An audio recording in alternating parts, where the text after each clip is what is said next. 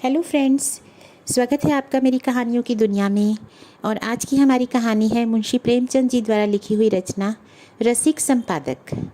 नवरस के संपादक पंडित चोखेलाल शर्मा की धर्मपत्नी का जब से देहांत हुआ है, आपको स्त्रियों से विशेष अनुराग हो गया है और रसिकता की मात्रा भी कुछ बढ़ गई है।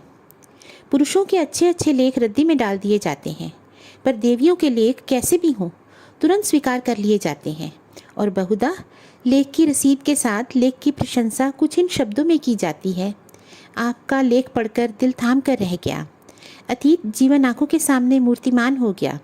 अथवा आपके भाव साहित्य सागर के उज्जवल रत्न हैं, जिनकी चमक कभी कम ना होगी। और कविताएं तो हृदय की हिलोरें, विश्व वीणा की अमर तान, अनंत की मधुर वेदना, निशा का नीरव गान होती है। प्रशंसा के साथ दर्शन की उत्कंठ अभिलाषा भी प्रकट की जाती है। यदि आप कभी इधर से गुजरें तो मुझे न भूलिएगा। जिसने ऐसी कविता की सृष्टि की है उसके दर्शन का सौभाग्य मुझे मिला तो अपने को धन्य मानूंगा। लेखिकाएं अनुराग में प्रोत्साहन से भरे हुए पत्र पाकर फूली न समाती।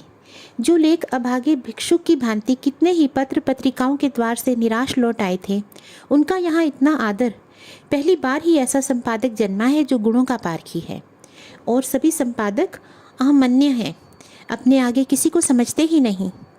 जरा सी संपादकी क्या मिल गई, मानो कोई राज्य मिल गया। संपादकों को कहीं सरकारी पद मिल जाए तो अंधेर मचा दे। वह तो कहो कि सरकार इन्हें पूछती नहीं। उसने बहुत अच्छा किया जो ऑर्डिनेंस पास कर दिए। और स्त्रियों से द्वेष करो, ये उसी का दंड है। यह भी संपादक ही हैं, कोई घास नहीं छीलते। और संपादक भी एक जगत विख्यात पत्र के नवरस सब पत्रों में राजा है। चोखेलाल जी के पत्र की ग्राहक संख्या बड़े वेग से बढ़ने लगी। हर डाक से धन्यवादों की एक बाढ़ सी आ जाती और लेखिकाओं में उनकी पूजा होने लगी। ब्याह, गौना, मुंडन, छेदन, जन्म मरण के समाचार आने लगे। कोई आशीर्वाद मांगती, कोई उनके मुख से सांत्वना के 2 शब्द सुनने की अभिलाषा करती, कोई उनसे घरेलू संकटों में परामर्श पूछती और महीने में 10-5 महिलाएं उन्हें दर्शन भी दे जाती। शर्मा जी उनके आने का तार या पत्र पाते ही स्टेशन पर जाकर उनका स्वागत करते, बड़े आग्रह से उन्हें एकाध दिन ठहराते, उनकी खूब खातिर करते। सिनेमा के फ्री पास मिले ही हुए थे, खूब सिनेमा दिखाते। महिलाएं उनके सद्भाव से मुक्त होकर विदा लेती। मशहूर तो यहाँ तक कि शर्मा जी का कई लेखिकाओं से बहुत ही घनिष्ठ संबंध हो गया है। लेकिन इस विषय में हम निश्चय पूर्वक कुछ नहीं कह सकते। हम तो इतना ही जानते हैं कि जो देवियाँ एक बार यहाँ आ जाती वे शर्मा जी की अनन्य भक्त हो जाती। बेचारा साहित्य की कुटिया का तपस्वी है, अपने विदुर जीवन की निराशाओं को अपने अंतःस्थल में संचित रखकर मूक वेदना में प्रेम माधुर्य का रसपान कर रहा है। संपादक जी के जीवन में जो कमी आ गई थी उसकी कुछ पूर्ति करना महिलाओं ने अपना धर्म सा मान लिया। उनके भरे हुए भंडार में से अगर एक क्षुधित प्राणी को थोड़ी सी मिठाई न दी जा सके तो उनके भंडार की शोभा ही क्या। कोई देवी पार्सल से अचार भेज देती, कोई लड्डू। एक ने पूजा का ऊनी आसन अपने हाथों बनाकर भेज दिया। एक देवी महीने में 1 बार आकर उनके कपड़ों की मरम्मत कर देती थी। दूसरी देवी महीने में 2-3 बार आकर उन्हें अच्छी अच्छी चीज़ें बनाकर खिलाया करती थी। अब वे किसी एक के ना होकर सबके हो गए थे। स्त्रियों के अधिकारों का उनसे बड़ा रक्षक शायद ही कोई मिले। पुरुषों से तो शर्मा जी को हमेशा तीव्र आलोचना ही मिलती थी। श्रद्धा में सहानुभूति का आनंद तो उन्होंने स्त्रियों में ही पाया। एक दिन संपादक जी को एक ऐसी कविता मिली जिसमें लेखिका ने अपने उग्र प्रेम का रूप दिखाया था। अन्य संपादक उसे अश्लील कहते, लेकिन चोखेलाल जी इधर इतने उदार हो गए थे। कविता इतने सुंदर अक्षरों में लिखी थी, लेखिका का नाम इतना मोहक था कि संपादक जी के सामने उसका एक कल्पना चित्र सा आकर खड़ा हो गया। भावुक प्रवृत्ति, कोमल गाल, याचना भरे नेत्र, बिंब अधर, चंपई रंग, अंग अंग में चपलता भरी हुई, पहले गोंद की तरह शुष्क और कठोर, आर्द्र होते ही चिपक जाने वाली। उन्होंने कविता को 2-3 बार पढ़ा और हर बार मन में सनसनी दौड़ी। क्या तुम समझते हो मुझको छोड़कर भाग जाओगे? भाग सकोगे?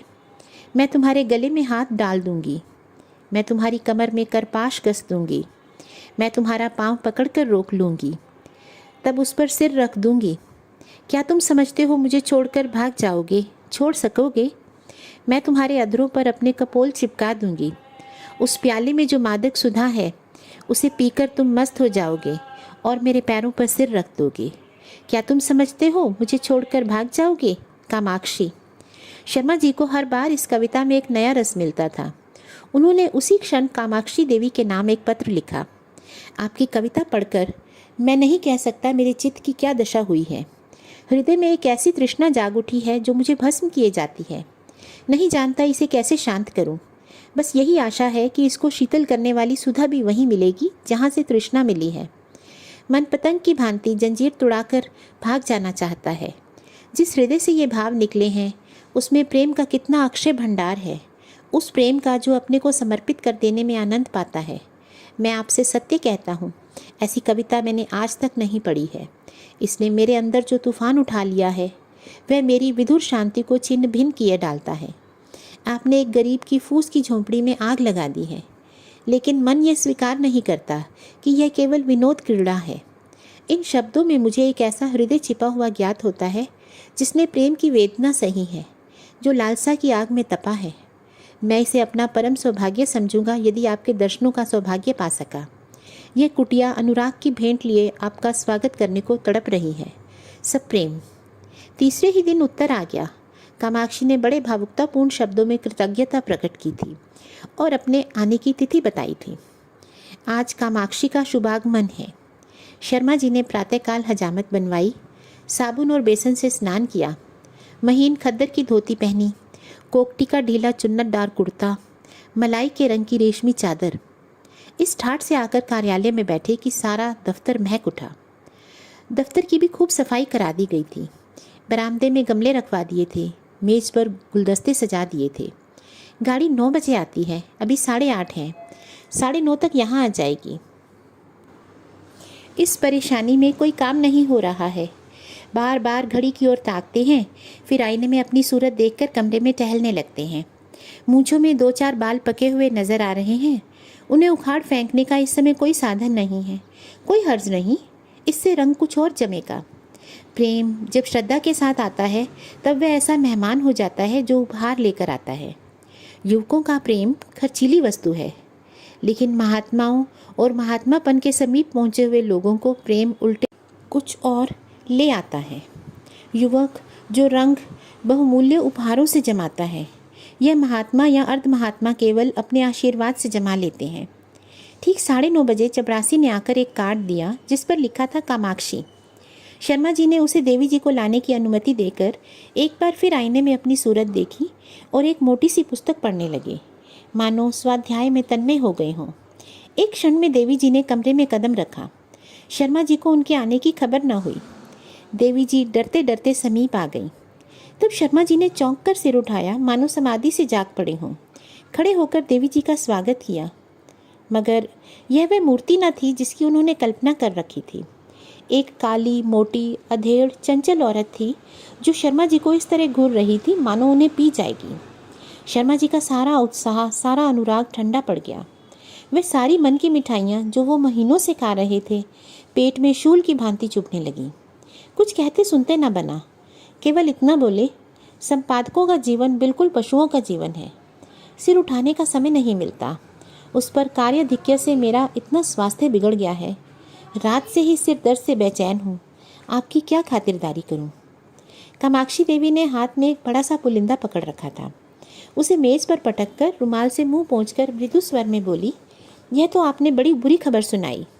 मैं तो एक सहेली से मिलने जा रही थी, सोचा रास्ते में आपके दर्शन करती चलूं। लेकिन जब आपका स्वास्थ्य ठीक नहीं है तो मुझे यहाँ कुछ दिन रहकर आपका स्वास्थ्य सुधारना पड़ेगा। मैं आपके संपादन कार्य में भी आपकी मदद करूँगी। आपका स्वास्थ्य स्त्री जाति के लिए बड़े महत्व की वस्तु है। आपको इस दशा में छोड़कर नहीं जा सकती। शर्मा जी को ऐसा जान पड़ा जैसे उनका रक्त प्रवाह रुक गया हो, नाड़ी छूटी जा रही है। इस चुड़ैल के साथ रहकर तो जीवन ही नर्क हो जाएगा। चलिए कविता करने, और कविता भी कैसी, अश्लीलता में डूबी हुई। अश्लील तो है ही, बिल्कुल सड़ी हुई गंदी कविता। एक सुंदर युवती की कलम से वह कविता काम बाण थी। इस डायन की कलम से तो वह परनाले का कीचड़ है। मैं कहता हूँ, इसे ऐसी कविता लिखने का अधिकार ही क्या है? ये क्यों ऐसी कविता लिखती है? क्यों नहीं किसी कोने में बैठकर राम भजन करती? आप पूछती हैं मुझे छोड़कर भाग सकोगे? मैं कहता हूँ आपके पास कोई आएगा ही क्यों? दूर से ही देखकर लंबा ना हो जाएगा। कविता क्या है जिसका ना सिर है ना पैर। मात्राओं का तो इसे ज्ञान नहीं है और कविता करती है। कविता अगर इस काया में निवास कर सकती है तो फिर गधा भी गा सकता है और ऊँट भी नाच सकता है। इस रान को तो इतना भी नहीं मालूम कि कविता करने के लिए रूप और यौवन चाहिए, नज़ाकत चाहिए, नफासत चाहिए। भूतनी सी तो आपकी सूरत है, रात को कोई देख ले तो डर जाए, और आप उत्तेजक कविता लिखती हैं।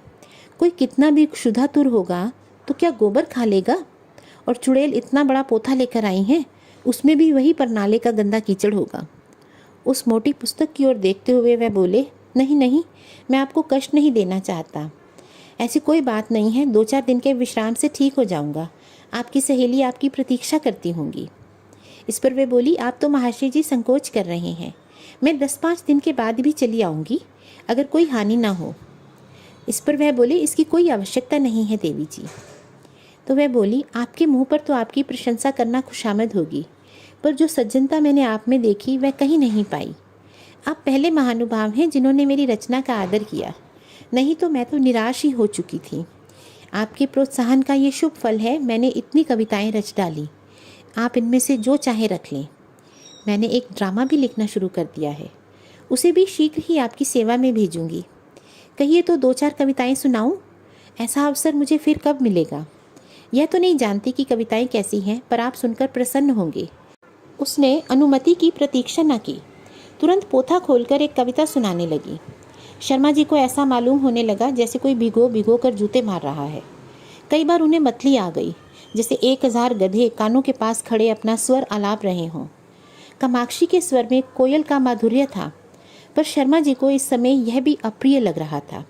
सिर में सचमुच दर्द होने लगा। गधी टलेगी भी या यूं ही सिर खाती रहेगी? इसे मेरे चेहरे से भी मेरे मनोभावों का ज्ञान नहीं हो रहा। उस पर कविता करने चली है। इस मुंह से तो महादेवी या सुभद्रा कुमारी की कविताएं भी घृणा ही उत्पन्न करेंगी। आखिर ना रहा गया तो बोले, आपकी रचनाओं का क्या कहना? आप ये संग्रह यहीं छोड़ जाएं, मैं अवकाश में पढ़ूंगा। इस समय तो बहुत काम है। कामाक्षी ने दयाद्र होकर कहा, आप इतने दुर्बल स्वास्थ्य पर भी इतने व्यस्त रहते हैं, मुझे आप पर दया आती है। वे बोले, आपकी कृपा है। फिर वह बोली, आपको कल अवकाश रहेगा? जरा मैं अपना ड्रामा सुनाना चाहती थी। तो संपादक महाशय बोले, खेद है, कल मुझे प्रयाग जाना है। तो वो बोली, मैं भी आपके साथ चलूं? गाड़ी में सुनाती चलूंगी। तो ये बोले, कुछ निश्चय नहीं किस गाड़ी से जाऊं। उसने फिर पूछा, आप लौटेंगे कब तक? तो ये बोले, यह भी निश्चय नहीं। और टेलीफोन पर जाकर बोले, हेलो, नंबर 771। कामाक्षी ने आधे घंटे तक इंतज़ार किया, मगर शर्मा जी एक सज्जन से ऐसी महत्व की बातें कर रहे थे जिसका अंत ही ना हो रहा था। निराश होकर कामाक्षी देवी विदा हुई और शीघ्र आने का वादा कर गईं। शर्मा जी ने आराम की सांस ली और उस पोथे को उठाकर रद्दी में डाल दिया और जले हुए दिल से आप ही आप कहा, ईश्वर ना करे फिर तुम्हारे दर्शन हो। कितनी बेशर्म है कुल्टा कहीं की, आज इसने सारा मज़ा किरकिरा कर दिया। फिर मैनेजर को बुलाकर कहा, कामाक्षी की कविता नहीं जाएगी। मैनेजर ने स्तंभित होकर कहा, फॉर्म तो मशीन पर है, कोई हर्ज नहीं, उतार लीजिए। इस पर वे बोले, बड़ी देर होगी। तो संपादक जी का जवाब आया, होने दीजिए, पर वह कविता नहीं जाएगी। और इस तरह से इस कहानी का अंत हुआ। तो दोस्तों, देखा आपने, कई बार ऐसा होता है कि हम किसी की लेखनी या किसी की बातें सुनकर उनके बारे में, उनके वेशभूषा के बारे में, उनके रूप सौंदर्य के बारे में कुछ विचार बना लेते हैं, और जब वह व्यक्ति इन बातों पर खरा नहीं उतरता तो हमें वितृष्णा सी हो जाती है। कुछ ऐसा ही हमारे रसिक संपादक महोदय के साथ हुआ है। तो कैसी लगी आपको ये कहानी? इसके बारे में अपने विचार आप मुझे कमेंट करके बता सकते हैं। दोस्तों, मेरा उद्देश्य है कि मुंशी प्रेमचंद जी की और अन्य रचनाकारों की रचनाएं मैं आपके सामने प्रस्तुत करूं। आप किसी और रचनाकार की कोई भी कहानी या नाटक सुनना चाहते हैं तो आप मुझे कमेंट सेक्शन में बताइए। मैं कोशिश करूंगी कि वो कहानियाँ आपके लिए लेकर आऊँ। थैंक यू दोस्तों, मेरे वीडियोस को लाइक और शेयर करें और मेरे चैनल को सब्सक्राइब करें। Thank you.